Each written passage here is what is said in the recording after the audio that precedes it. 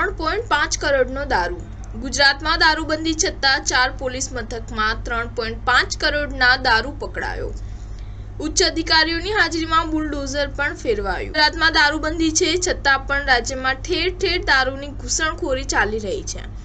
વડોદરા શહેરના ઝોન 4માં આવતા 4 પોલીસ મથકમાં પકડાયેલા અધધર રૂપિયા 3.5 કરોડ ઉપરાંત દારૂના જથ્થાનો ઉચ્ચ અધિકારીઓની હાજરીમાં નાશ કરવામાં આવ્યો છે। વડોદરા શહેરના ઝોન 4માં આવતા બાપોદ, વારસિયા સિટી અને હરણી પોલીસ મથકમાં વર્ષ 2019થી આજ દિન સુધી પકડાયેલા રૂપિયા 3.5 કરોડનો ભારતીય બનાવટના વિદેશી દારૂનો શહેરના દરજીપુરા ગામની સીમમાં આવેલી ગોચરવાડી જમીનમાં જથ્થાનો ઉચ્ચ અધિકારીઓની હાજરીમાં બુલડોઝર ફેરવવામાં આવ્યું હતું, જેને જોવા માટે લોકો પણ આવ્યા હતા।